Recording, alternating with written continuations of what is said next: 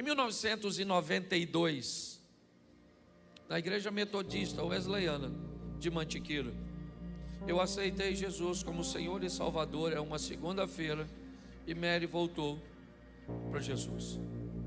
Nós, apesar de vivermos juntos, ainda não éramos casados. Nos casamos também em 92, porque me foi exposto a o reconhecimento do batismo, e mediante isso eu me casei e me batizei.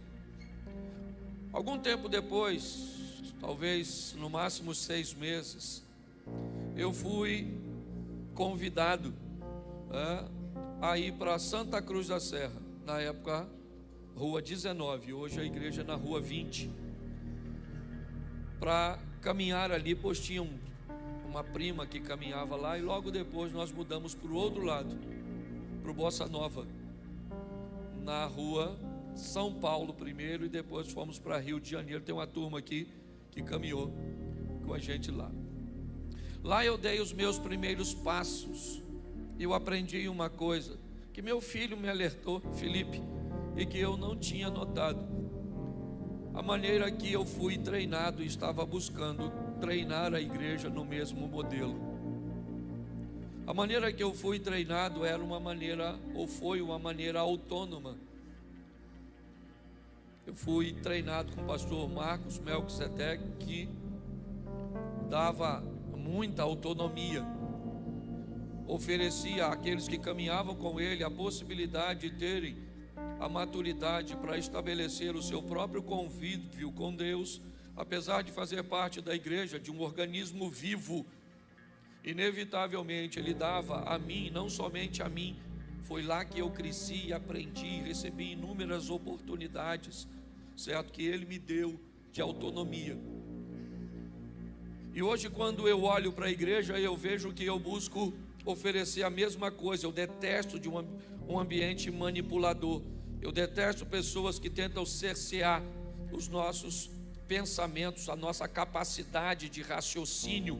Por isso nossas mensagens, você viu o Diego subir aqui e falar sobre oferta, de uma maneira que busca trazer uma conscientização, um ensino. Quantas vezes uma pessoa precisa te ensinar a ler? A quantidade suficiente até que você aprenda. Depois que você aprende, não há mais necessidade de ensinar você a fazer aquilo. Seria muito legal se no ambiente gospel ou evangélico funcionasse também da mesma forma. O ensino fosse o suficiente até que a pessoa aprendesse. Ao contrário de uma escola comum, não há nenhum impedimento maligno para que você execute, para que você faça. Porém, no ambiente religioso, nós temos sempre um grande opositor, um grande adversário, que por mais que você saiba tudo aquilo que você tem que fazer, forças serão empregadas para te impedir, usando você mesmo, usando o mundo espiritual diretamente sobre você, mexendo com suas emoções, com seus sentimentos, e por que não dizer até com seu corpo, tendo o poder de oferecer dores e outras coisas mais. Mas também pode usar aquelas pessoas que estão perifericamente aí ao seu lado, filhos, cônjuges, vizinhos, amigos de trabalho. Inevitavelmente, quando o assunto é igreja, não basta falar uma vez. Nós temos que basicamente o tempo inteiro utilizar a didática da repetição. Isso é bíblico. Eu não sei se você já reparou. Se você vai ler, por exemplo, Reis e Crônicas, é praticamente a mesma coisa contada por uma ótica diferente. Se você abre o Novo Testamento, você se depara, por exemplo, Mateus, Marcos, Lucas e João, narrando praticamente as mesmas coisas. Se você vai olhar, por exemplo, Atos dos Apóstolos ou as cartas paulinas, você vai ver o apóstolo Paulo repetindo coisas que os seus ouvintes já sabem, porque estavam no Velho Testamento, mas Paulo está trazendo a memória das pessoas, porque entende que saber no contexto religioso não é necessariamente estabelecer uma execução diária. Parece que há um lapso, um esquecimento, parece que acontece alguma coisa cuja qual nós não desejamos, cumprir. Na verdade, queremos cumprir, sim, mas muitas vezes nós não conseguimos, e por isso você retorna basicamente todas as vezes para ouvir quase as mesmas coisas. É impossível que o marido não saiba que precisa amar a esposa, que um filho não saiba que precisa honrar seus pais, que pessoas não saibam como é que tem que se comportar, qual é o padrão comportamental, qual é o modelo comportamental, quais são os códigos da nossa comunidade religiosa. A maioria das pessoas já sabe. Colocar em prática, me parece, tem sido o grande desafio de todos nós. Quando eu olho para isso, já vem uns dias que eu coloquei no meu coração de aos domingos ministrar uma série chamada Ingredientes de uma Vida Saudável. E no primeiro momento eu falei da fé, aquilo que faz Deus distinguir pessoas. Deus não escolhe pessoas, não. Ele escolhe fé, pessoas capazes de acreditar.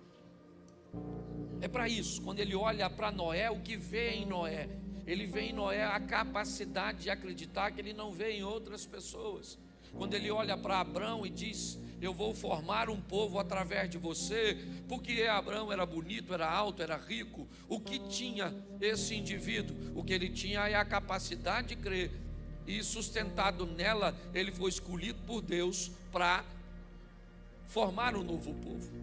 Uma das maneiras que nós precisamos entender para viver a nossa vida debaixo de milagres é estreitar o nosso relacionamento para com Deus, e ele é feito através da fé. Sem fé é impossível agradar a Deus. A fé torna possível, não executável, ok?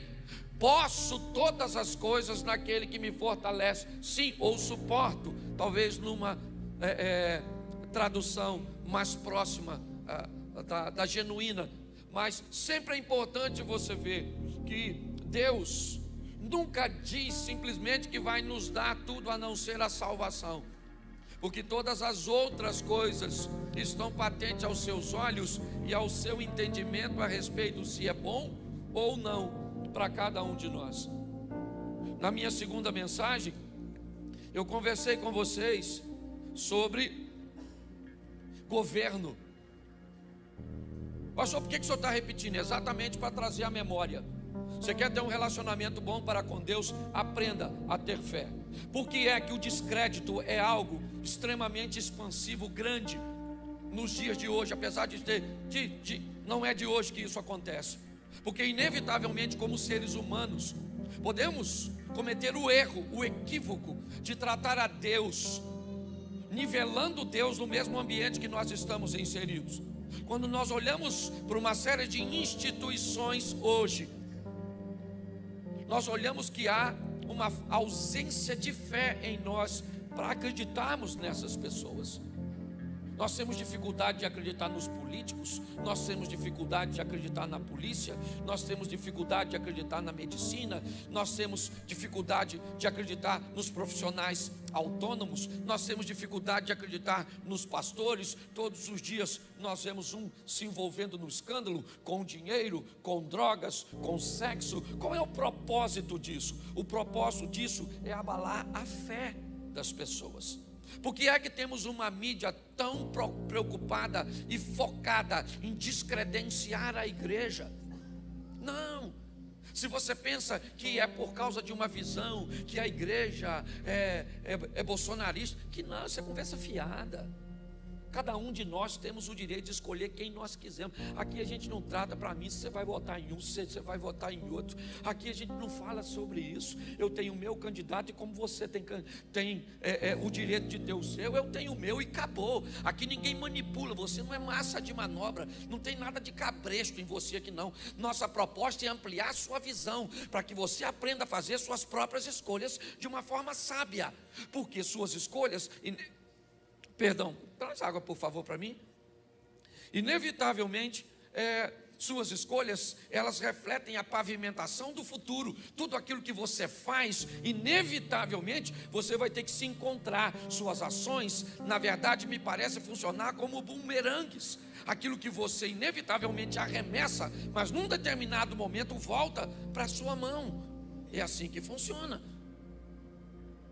Por isso, o meu propósito de falar de fé, porque nós estamos vivendo num ambiente, você sabe, uma das coisas que mais destrói casamento, ausência de fé. Ué, pastor, fé em Deus? Não, fé que o indivíduo que vive com você pode mudar. A maioria dos casais que vêm falar comigo e quer separar, eles não acreditam mais que o marido mude, que a esposa mude, que o outro mude. Por quê? Porque não mudou faz tanto tempo, já prometeu tantas vezes, que a credibilidade, quando a credibilidade é comprometida, inevitavelmente a ausência de fé se instala. Na minha segunda mensagem eu falei sobre o governo. Pessoas desgovernadas, pessoas que não conseguem governar seus desejos por compra, por comida, por sexo, por nada, por celular, nada. Não consegue. Há um tempo atrás eu levei uma pessoa no sítio. Eu tenho um sítiozinho ali pequenininho. Levei uma pessoa para lá. 40 minutos depois, a menina estava tremendo. Falei, o que houve? Não, me leva daqui, me leva daqui, me leva daqui. Aqui não tem sinal de celular não? Eu falei, não, então me leva. Ela estava tendo um surto, porque não tinha. Eu falei de gente tão desgovernada. Desgoverna a sua língua, desgoverna tudo. Não presta atenção no que não tem governo é de nada. E a Bíblia diz que o homem foi criado para quê? Para quê? Para governar. Está lá no Gênesis, depois você lê, está no primeiro livro. Não dá nem tanto trabalho. Tudo que eu estou falando você é capaz de aprender lendo um capítulo da Bíblia. Gênesis 1, fé e governo. Sol para governar dia, lua para governar noite. O que a Bíblia está dizendo? Se está de dia, se está bom, se favorável, governe. Se está escuro, se está inóspito, desagradável, governe. Porque a maioria das pessoas se lasca com a perca de governo. Perde o governo da língua, fala o que não deve, faz o que não deve. E aí depois, o Senhor me perdoe, diz, eu perdoo, ruim vai ser sua mulher. Ontem, por exemplo, eu fui num evento, tinha quase 8.000 mulheres. Pensa num troço desse. Nem sei se eu posso chamar aqui de evento. Obrigado. 8.000 mulheres. No final eu fui orar por algumas. Uma se aproximou de mim e me disse, pastor, me ajuda, eu matei meu marido. E eu fui absolvida porque a justiça entendeu que eu matei meu marido em legítima defesa. Minhas filhas me perdoaram porque elas acompanharam o processo e sabem que foi em legítima defesa. Na verdade eu nem queria matá-lo, mas eu não consigo me perdoar. Eu não consigo perdoar. Aquela imagem não sai da minha mente. Aliás, eu estou contando essa história para vocês para pedir oração para algumas pessoas. Uma me procurou e disse, pastor, eu estou nesse evento, meu marido tentou me matar essa semana e eu vim para cá e ele já me mandou a mensagem que assim que eu voltar para casa ele vai me matar. Ela disse, eu já denunciei, mas eu não tenho proteção, então inevitavelmente. E eu vi o sofrimento dessas pessoas. É só por isso, eu devia ter falado isso antes, mas coloquei na mensagem para que vocês me ajudem em oração. Eu vou colocar até depois do nosso grupo, ok?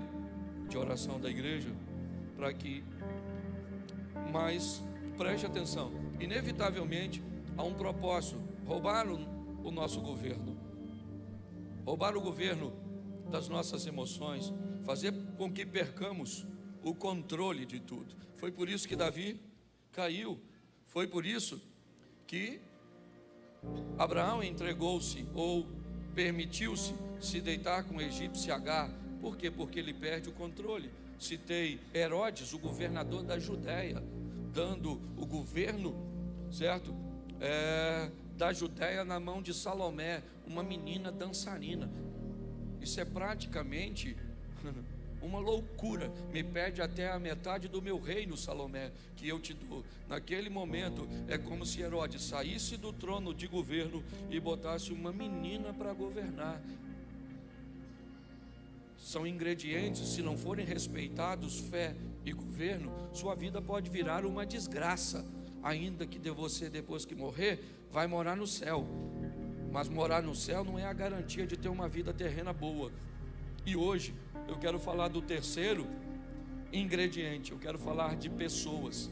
Vai ser rapidinho, certo? Nós vamos falar dos desafios dos relacionamentos. É isso que eu quero falar com você. Porque inevitavelmente não dá para viver nesse mundo sem se relacionar com gente. E 3 coisas eu separei para você. Esse culto é bem mais curtinho, certo? Mas eu preciso primeiro dar 2 textos bíblicos que enfatizem, porque é assim que funciona. Deixa eu te avisar uma coisa. Se você entende um pouco de Bíblia, nunca se sustenta uma tese bíblica pautada em apenas um texto. Nunca. O correto é que uma tese bíblica sempre esteja pautada em 3 ou, se possível, mais textos. Porque senão alguém pega um único texto contextualizado numa história totalmente diferente e fica fácil enganar você. É como se alguém, imagine, a mulher sábia edifica, aí alguém olha para você e diz: olha, essa frase está errada, vou ler para você direito. A mulher sábia edificar em casa.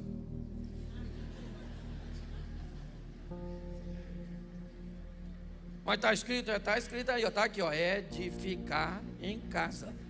Se você não sabe ler, ficou em casa. Não, a gente precisa abrir a mente do povo. E uma das coisas difíceis é lidar com gente. Fala assim, gente. Diga, a pessoa mais difícil que eu já tive que lidar, diga. Sou eu. É ou não é verdade? É. Então 2 textos só para você entender. Depois eu poderia te dar mais, mas eu não tenho tempo. Gênesis 2:18, bota aí rapidinho. Não vou passar do horário não, já o povo está saindo para chegar outro. Gênesis 2:18.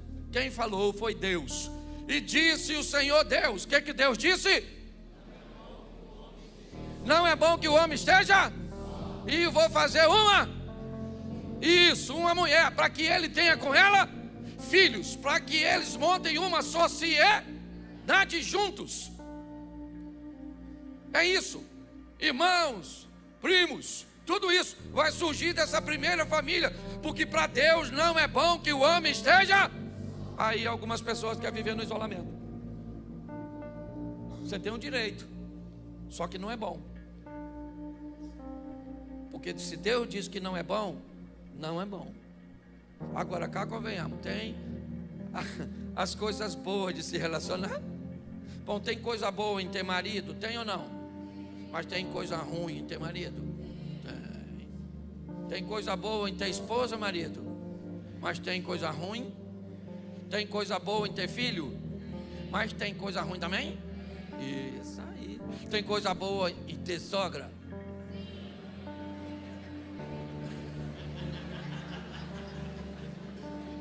Tem coisa boa em ter cunhado?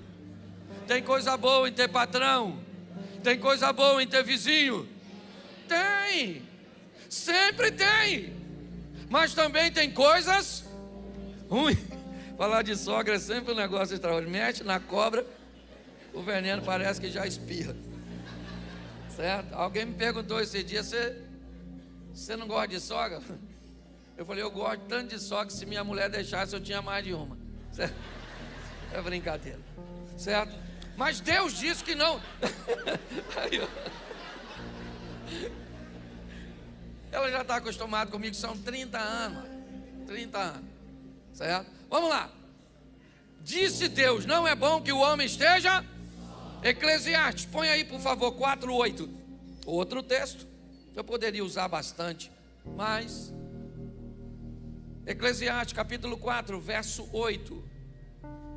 Há um que é só e não tem segundo, ou não tem alguém. Sim, ele não tem filho e nem irmã, e contudo, de todo o seu trabalho não há fim, nem os seus olhos se fartam de riquezas. E ele não diz: para quem trabalho eu, privando a minha alma do bem? Isso também é vaidade e enfadonha ocupação. Continua. Melhor é serem dois do que um, porque tem melhor paga no seu trabalho, eles rendem mais. Porque se um cair, o outro levanta seu companheiro. Mas ai do que estiver só, pois caindo não haverá outro que o levante. Também, se dois dormirem juntos, se aquentarão, mas um só, como se aquentará? E se alguém quiser prevalecer contra um, os dois resistirão. E o cordão de 3 dobras não se quebra tão depressa. O texto diz, marque aí na sua Bíblia. Há pessoas que escolhem ser sozinhas, não vão ter ninguém ao seu lado. O que elas vão fazer? Provavelmente mergulhar em atividades, buscando tirar delas o melhor proveito, sem jamais se perguntar: para quem eu estou trabalhando? Ou o que eu estou fazendo, se não há um legado a ser deixado depois de mim? E a Bíblia começa a explicar tudo isso, e o propósito é único: explicar, expor a necessidade que temos e a importância de lidar com gente, pessoas. Por isso eu separei 3 coisas. Primeiro, o que são pessoas. Eu quero te mostrar e perguntar se elas são todas iguais. E por último, eu vou te mostrar o que nos aproxima e o que nos distancia. É rapidinho, parece muita coisa, mas não é não. O que são pessoas? Bota o texto, eu quero o texto para o povo ler. 1 Tessalonicenses capítulo 5, verso 23. 1 Tessalonicenses 5, me ajuda aí, irmão, que hoje eu vou precisar bastante de texto, tá bom? Se puder já ir anotando, porque no segundo culto fica mais fácil. 1 Tessalonicenses capítulo 5, sei que o equipamento aí não está legal, eu já vi que ele não estava funcionando bem. Se não der para colocar, é só sinalizar que eu resolvo aqui. Tá bom, Douglas? Me avisa aí. 1 Tessalonicenses 5, 23, porque não pode demorar, senão atrapalha o andamento aqui. Isso. E o mesmo Deus de paz vos santifique em tudo. Repita comigo: todo o vosso espírito e alma e corpo. Tome somente aí, para a gente ganhar tempo. O mesmo Deus vos santifique em tudo. Ok? Tudo. Totalidade. E o que é o tudo aqui? O ser humano. E tudo do ser humano se resume numa das suas semelhanças para com Deus. Qual é, pastor? A Trindade. Façamos o homem a nossa imagem e a nossa semelhança. A semelhança não era física, lógico. Uma das semelhanças nossas para com Deus é o poder de criatividade que herdamos dele, é verdade. Mas uma das semelhanças mais claras é a Trindade. Assim como ele é Pai, Filho e Espírito Santo, nós somos corpo, alma e espírito. E aí eu quero mostrar a você que se pessoas são corpo, alma e espírito, ela tem 3 necessidades. E quando você tiver um problema com pessoas, quando você quiser investir em pessoas, defina quais das 3 áreas fará seu investimento, ou você irá analisar para resolver uma questão. Pessoas vão ter problemas em áreas físicas, materiais, corpo, terão problemas em áreas emocionais, alma, e terão problemas em áreas espirituais, espírito. Então eu vou te mostrar e você faz a sua leitura do texto bíblico para mim, por favor. Gênesis, capítulo 30, ou capítulo 25, verso 30. Coloca para mim.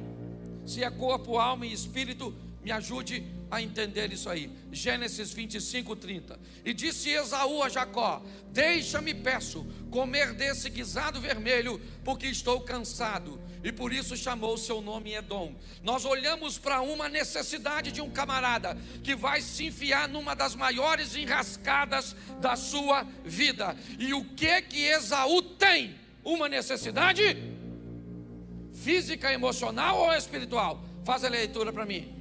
Física por quê? Porque ele tem. E quando tem fome, perde o governo, vende sua primogenitura para seu irmão. Uma queda estabelecida por uma necessidade material. Olha o prejuízo que esse cara, se conseguisse o controle, ele está em casa, ele tem mãe, ele tem uma série de coisas que poderia recorrer, mas ele olha para a comida e sua fome fez com que ele jogasse tudo fora. Por quê? Porque pessoas fazem besteiras quando tem necessidades extremas materiais, pegam dinheiro a 30, 40, 50, 100% de juro, porque tem necessidades, fazem coisas extraordinárias e acabam se prejudicando. Dá uma olhadinha para mim, Atos dos Apóstolos, capítulo 4, verso 34. Isso, 4:34. Isso.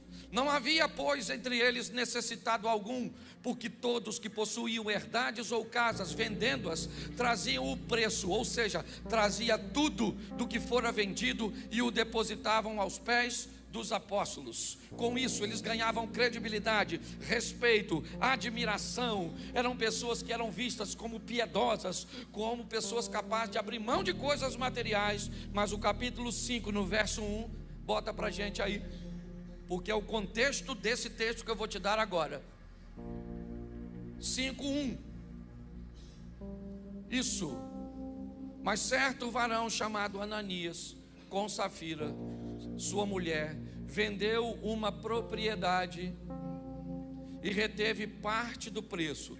Lembra no capítulo 4? Quem vendia entregava o quê? Entregava o quê? Mas ele vendeu e entregou parte do... Mas disse que entregou. Disse que entregou. Mas entregou. Mas ele disse que entregou. E por que ele disse que entregou tudo? Porque ele queria se parecer com gente que fazia coisas que ele não tinha coragem de fazer. Esse camarada tem uma necessidade material, sim ou não? Sim ou não? Não. Ele tem uma necessidade emocional. O que ele quer é se parecer. O que ele quer é que as suas emoções sejam satisfeitas com admiração. Ele quer ser ovacionado, ele quer ser respeitado, ele quer ser visto da maneira que os outros é visto. Sabe o que acontece com ele e a mulher dele por uma necessidade emocional?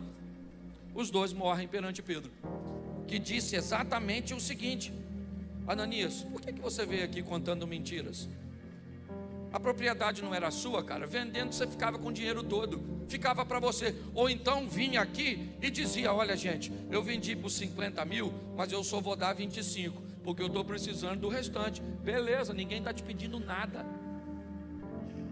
Muitas pessoas, e tem gente caindo, certo? Vivendo coisas muito ruins por suas necessidades emocionais. Pessoas que precisam de aceitação, pessoas que não toleram o potencial de outras pessoas, pessoas que... Mas é um negócio horroroso essa parte, essa necessidade das nossas emoções que fazem parte de nós. Nós não temos como abrir mão disso. O que temos que fazer é voltar na mensagem anterior, que falávamos de quê mesmo, gente? De quê? De governo.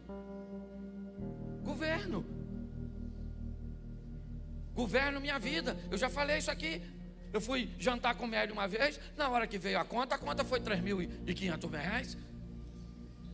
Um negócio de um tal de um fundi, que nem comida direito era. Lembra, Mary? A gente devia estar umas 12 pessoas. 3 contas 500. Eu falei: o que é isso?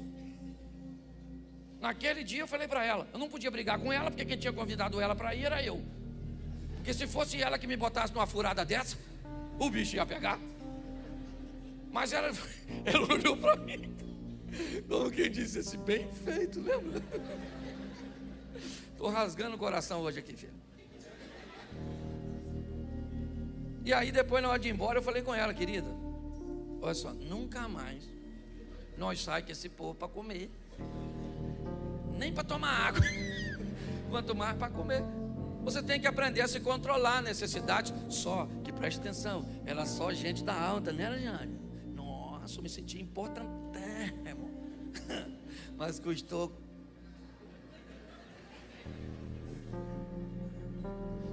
Marcos capítulo 7, verso 26. Marcos 7, 26. E uma mulher grega, cirofenícia de nação, rogava-lhe que expulsasse sua filha. Ela tem uma necessidade, sim ou não? Ela é material? Ela é emocional? Ela é? Dá para você entender? Gente tem necessidade material, emocional. Quando sua mulher der um chilique, ou seu marido, porque o homem também dá chilique, sim ou não? E hoje dá até mais do que mulher. Pergunta, não pergunta audível não, pergunta aqui, quem está aí? Essa necessidade vem do corpo, da alma ou do espírito? Porque tem gente querendo resolver coisa espiritual com dinheiro, não resolve. Coisa material com oração. Ah, meu filho, você precisa de uma calça para você sair, vem cá, menino, eu vou orar por você. Senhor, faz esse menino ficar satisfeito com esse short. É loucura. E tem gente que acha que doido sou eu. Oh meu Deus. Então fala assim, eu sou um corpo com alma e com espírito. Louvado seja Deus. Posso ouvir um amém? Todas as pessoas são iguais, sim ou não? Sim e não. Sim, por exemplo, todas as pessoas a nível de regra têm 2 braços, uma cabeça só, 2 olhos, isso, tem cauda, chifre. Não, para de bobeira, estou falando sério. Engraçadinho. Para de bobeira. Agora sim, né? Quando eu não brinco com vocês, vocês brincam comigo, né? Tá certo? Tem pena? Não. Então, no que diz respeito à parte física, vamos tratar assim de uma forma. Todos nós temos corpo, alma e espírito. Então, todos nós somos filhos de Deus. Então, que beleza. Somos iguais. Porém, são muito diferentes. Você tem 3 filhos, é um de um jeito, o outro do outro e o outro do outro. Tem um filho seu que fala com 6 meses. 6 meses de nascido, o menino já está falando. Normalmente é feio. Anda rápido. Criança feia tem que fazer tudo rapidinho. Criança bonita leva 2 anos para andar, porque todo mundo só pega no colo. Né? Né, Zia? É. O Zia andou mais ou menos com 10 meses. É. E falou antes de andar. Mas você consegue entender? Ele é meu irmão aqui, por isso que eu posso brincar, viu? A gente é parceirão. Ok? Então presta atenção, nós somos muito diferentes. E aí está a beleza, eu já expliquei aqui. E a vida faz isso, gente. Eu tenho falado o tempo inteiro e já falei, eu repito para o povo gravar. O que a vida faz? Pega um proativo e coloca do lado de um lerdo. Trabalha junto, a mulher proativa, o marido. E o que a vida está falando para os dois? Aprenda um com o outro. Um administra dinheiro, o outro sabe trabalhar, mas não administra nada. Então vai um administrador e um trabalhador. Aí o trabalhador implica com o administrador e o administrador implica com o trabalhador. É para trabalhar junto. O proativo do lado do lerdo é maravilhoso. O proativo fala, vamos embora, rapaz, vamos embora, bora. E o Lerdo fala, calma. O mundo vai acabar hoje não, é ou não é? A voz do Lerdo. Ai. Vou te matar, rapaz. Você está rindo, mas é sério. O que o Lerdo está transmitindo para o proativo? Calma, cara. Não precisa correr assim não. A vida passa muito rápido, vamos aproveitar. Desacelera. Sua pressão vai aumentar, isso vai te dar uma gastrite, uma úlcera. Você vai infartar. Mas o que o proativo está falando para o Lerdo? Lesma, acelera um pouquinho, que ninguém aguenta. Também não precisa ir arrastando. Isso aqui é maravilhoso, porque pessoas são de fé. Tem gente que se você não explicar, desenhar, não aprende. Tem gente que se você tentar falar tudo, já foi embora, porque já entendeu. Te deu a conta de luz e o dinheiro, pronto, o que você sabe? Aí, mas para fazer o que aqui? É para você ir no McDonald's, sentar e ler o que está escrito aí, não é verdade? Mas tem gente, é assim ou não é? Tem gente que pega nu, mas tem gente que se você abrir a cabeça e botar dentro, não funciona. Isso é maravilhoso, gente. Isso é gostoso demais, porque diminui uns, aumenta outros. Isso é muito gostoso. Então aprenda a lidar com gente. Na igreja tem gente, mas muito difícil. Que se eu não conhecesse o sistema, eu diria que veio direto da região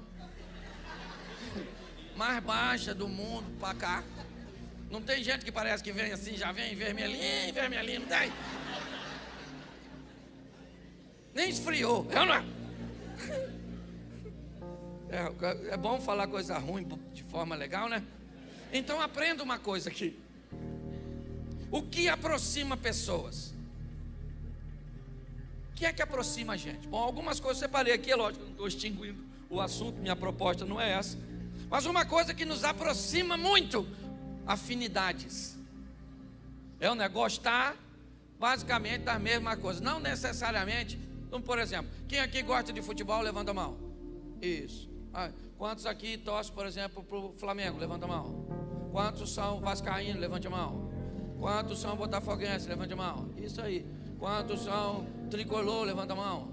Olha que beleza. Cada um torce para um time, sim ou não? Ou um grupo torce para um time. Mas uma coisa nos une: gostarmos de futebol. Quer da primeira, quer da segunda divisão. Mas beleza, deixa quieto. É só uma brincadeira. Quem não entende de futebol ficou assim, né, Cruzeirense? Tem gente de segunda divisão aqui até no outro canto. Deixa quieto, não implica comigo não, Elisé. Então afinidade, aquilo que nos outra coisa que nos aproxima, necessidade.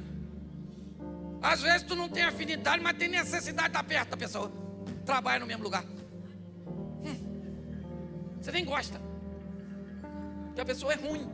Pastor, mas não tem que amar todo mundo. Amar tem, gostar não. Porque gostar tem a ver com gosto.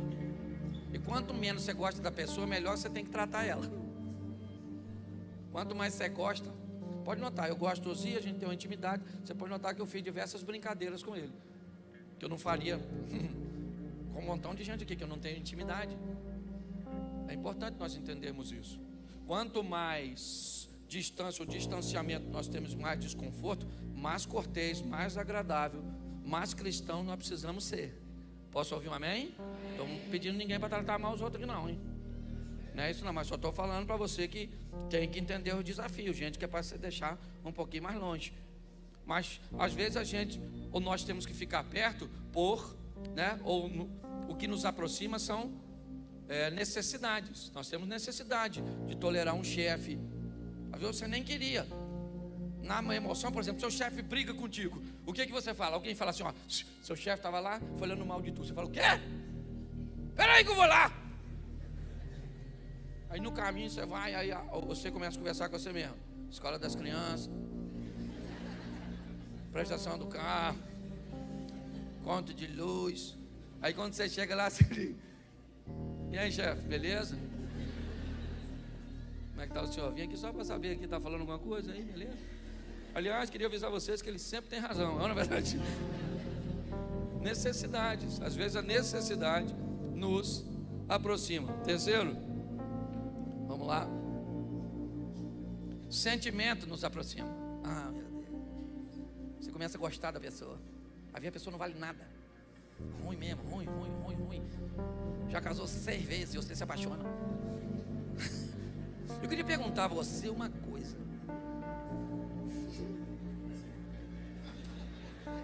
Eu nem sei se eu vou perguntar mais não, Senhor.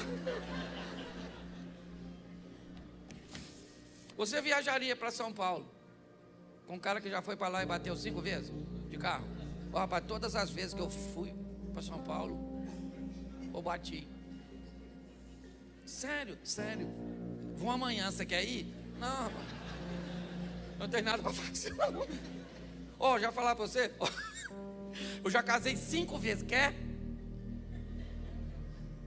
Quero não, dona. Ah, mas eu sou gostosona. Dane-se. Dane-se. Eu não consigo entender. Aí o pessoal fala: nossa, pastor, o senhor é doido, brincalhão. Gente, um camarada desse que bateu 5 vezes que foi para São Paulo, ele pode o quê? Ele pode jogar um futebol comigo. Tem coisa que ele pode fazer. Dirigir. Aí a pessoa vem e fala comigo: ô minha filha, ô pastor, estou numa luta com o meu casamento. Nossa, sério? Acho que não. Casada há quantos anos? Ah, 3. Primeiro casamento? Não. Ah, não? Não. O seu, esse é o 3º.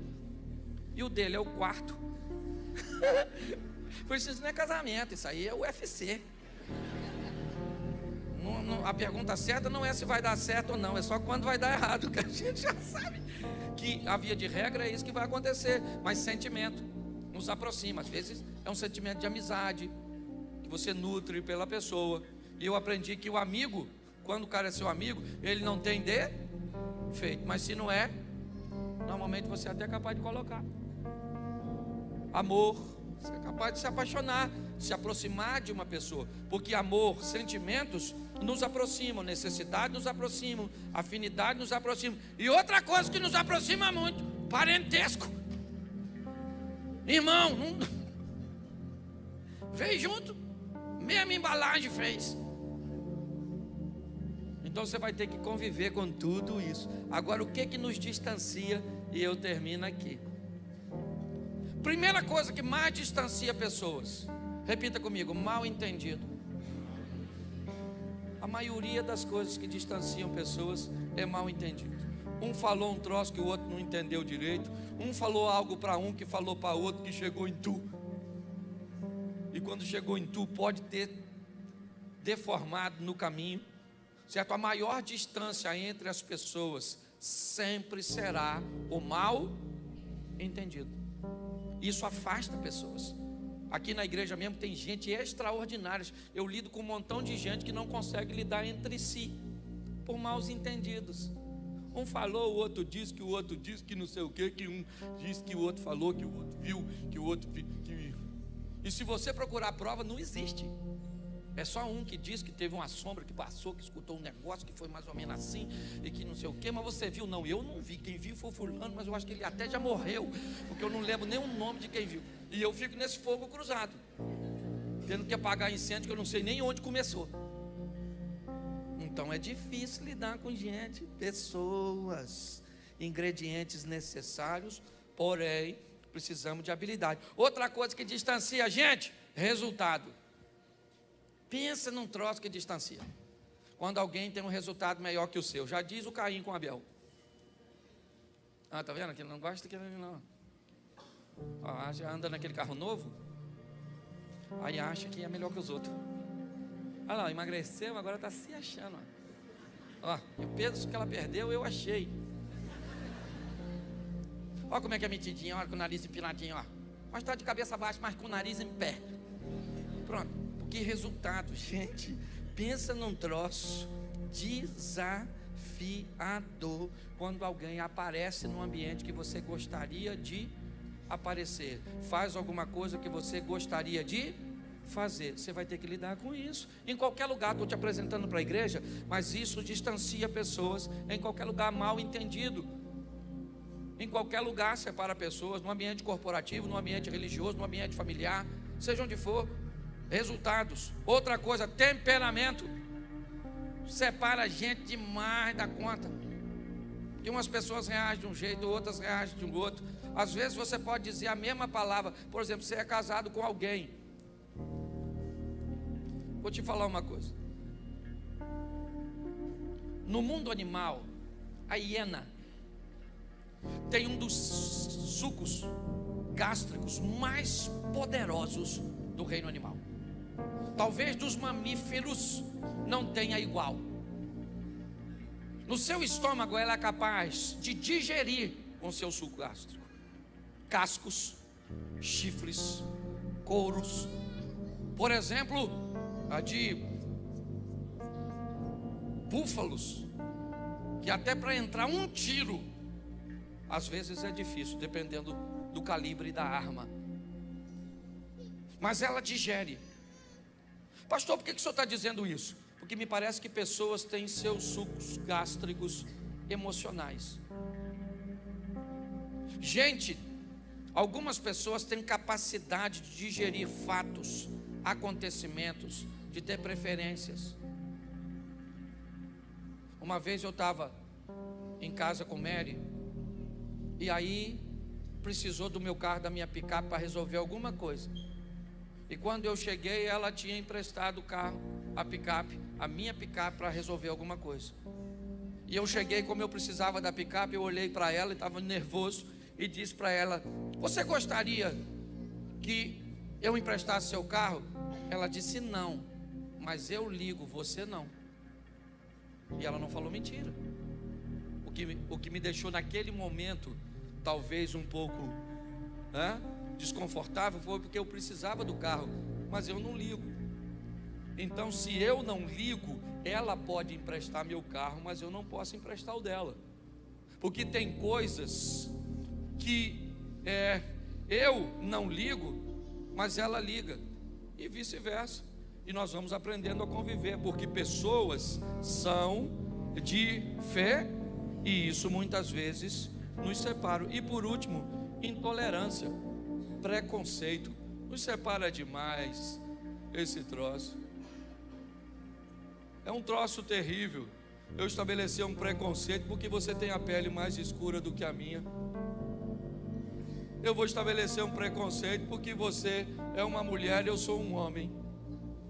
Eu vou estabelecer um preconceito porque você é um homossexual e eu sou um hétero. Você é rico e eu sou pobre. Há uma miséria na mente das pessoas chamada preconceito. Essa é a grande realidade. E pasme vocês, elas estão muito mais posicionadas na extremidade de lá do que na extremidade de cá. A verdade é essa. Eu não tenho problema com preconceito. Eu só preciso que entendam os meus conceitos. É só isso. Eu tenho conceito e não pré. Nós temos uma visão e caminhamos nela. Eu negocio com você meu carro. Quer comprar? Eu te vendo. Eu negocio com você minha casa. Quer comprar? Eu te vendo. Eu negocio com você meu relógio. Quer comprar? Eu te vendo. Agora eu não posso negociar, por exemplo, princípios que não são meus, são de Deus. Como é que eu vou negociar? Se Deus diz que não pode, não pode. Mas o senhor não pode abrir, eu não posso abrir, porque não é meu, é dele. Eu não posso negociar. Ah, pastor, mas você não acha o mundo moderno, um casal de namorado que já namora firme pode fazer sexo? Não pode, querido. Nossa, mas é um absurdo. Então vá para uma igreja que aceite. Eu não sou contra quem aceita, mas aqui nós temos princípios. É só isso. E nós não vamos negociar aquilo que não é nosso, que é de Deus. E o dia que você achar que não dá para caminhar com a gente, primeiro venha esclarecer o motivo pelo qual quer ir embora. E depois eu aprendi na maturidade. Todos os dias tem gente chegando e todos os dias tem gente indo embora. Então para quem chega, eu abro os braços. Para quem vai, eu aceno. Mas a minha vida tem que continuar. E a sua também. É assim que funciona. Agora, não existe protocolo na sua casa? Existe, porque a casa é sua. Na sua casa entra bebida alcoólica? Na sua casa entra filme pornográfico? Por quê? Porque o protocolo da sua casa é determinado por você. Nós precisamos colocar esses ingredientes. E hoje aqui eu encerro falando nesse ambiente de pessoas, que não dá para mim extinguir o assunto em 45 minutos. Mas eu queria que você estivesse, primeiro, preparado com a fé. Segundo, governasse principalmente a você mesmo. 1000 cairão ao teu, 10.000 à tua. Sabe por quê? Porque você não tem o controle daquilo que acontece ao seu redor. Mas quando chega em você, mas você não será, porque você pode ter o governo de si mesmo. O que a Bíblia está dizendo é que ao seu redor pessoas caem. Por quê que elas caem?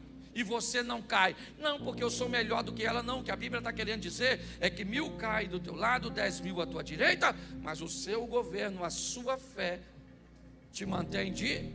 É isso. Você não pode controlar a periferia, mas você pode controlar o centro.